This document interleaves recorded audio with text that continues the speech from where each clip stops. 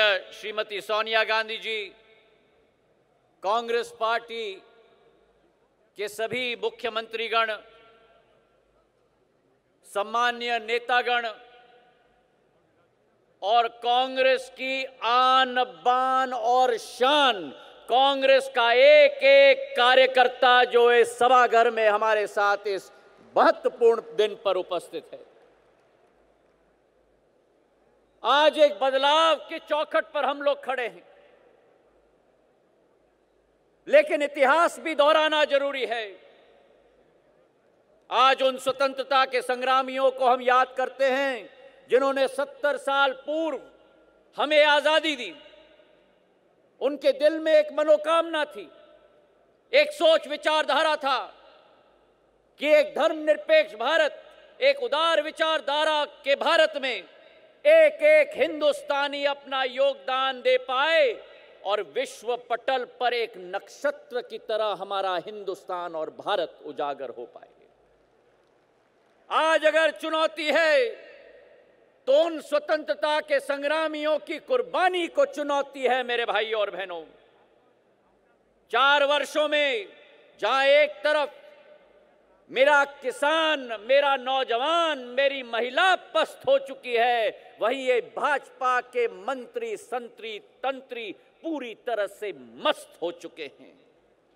जिस भारत की बात ये करते हैं, जिन अच्छे दिनों की बात करते हैं, जो नई इंडिया की बात करते हैं, जहां भाई भाई के बीच में भाईचारा के विपरीत द्वेष भावना अर्जित कराने की कोशिश करते हैं, जहां सरकार स्वयं रक्षक के बदले में भक्षक बन जाता है और किसानों के छातियों के ऊपर गोली चलाई जाती है।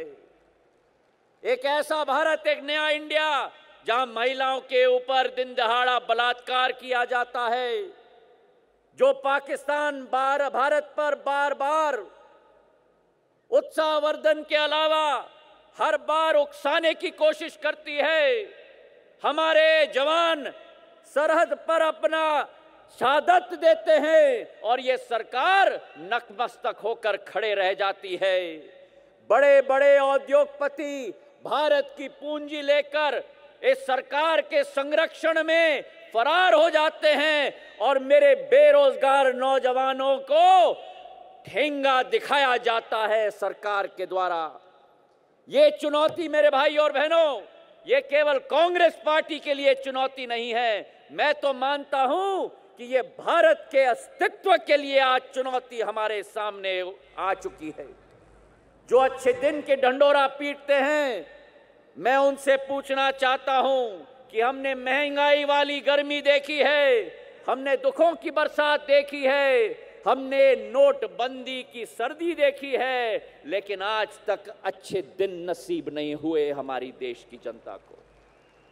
मैं उनसे पूछना चाहता हूं, एक नई इंडिया की सोच विचारधारा, जहां एक तरफ सबका साथ और सबका विकास की बात की जाती है और दूसरे तरफ असहिष्णुता का वातावरण तैनात किया जाता है, जहां रोहित वेमुला और जुनैद जैसे मेरे भाइयों को जिनकी मौत हुई है वो इस सरकार के ऊपर आज कलंक बन चुकी है। जो ऊना की घटना हुई, जो मेरे दलित भाइयों को पीटा गया, वो हर एक संसद में एक सांसद के पीठ पर रोटी और डंडे लगे हैं।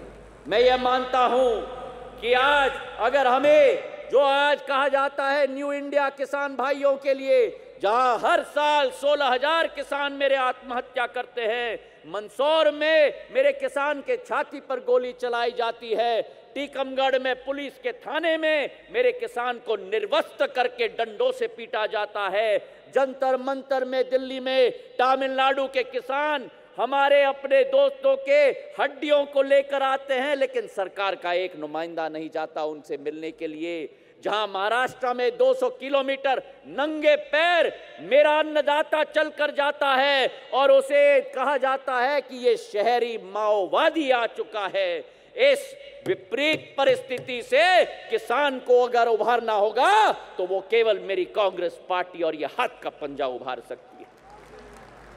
एक नया इंडिया, जहां बेरोजगारी की जब बात की जाती है, 2 करोड़ रोजगार के अवसर दिए जाएंगे कहा जाता है, लेकिन आज जब मेरा नौजवान भटक रहा है रोजगारी के लिए तो उसको पकौड़ा तलने की नसीहत दी जाती है। यह है मोदी जी का न्यू इंडिया, एक न्यू इंडिया जहां संसद में लोकतंत्र का मंदिर कहा जाता है, लेकिन संसद के बहुमत को हिटलर शाही और तानाशाही का लाइसेंस लगाकर आवाज दबाने की कोशिश की जाती है। मैं मोदी जी और उनकी सरकार को कहना चाहता हूं कि कांग्रेस पार्टी का एक एक सांसद और कार्यकर्ता न कभी झुका है, हमारे गर्दन कट जाए लेकिन हम झुकेंगे नहीं। ये एक संदेश हम इस अधिवेशन से भेजना चाहते हैं। आंतरिक सुरक्षा की बात करते हैं, एक के बदले 10 सिर पाकिस्तान से हम लेके आएंगे, चीन को हम लाल आंख दिखाएंगे, लेकिन साड़ी शॉल और डिप्लोमेसी और बिरयानी की डिप्लोमेसी की जाती है।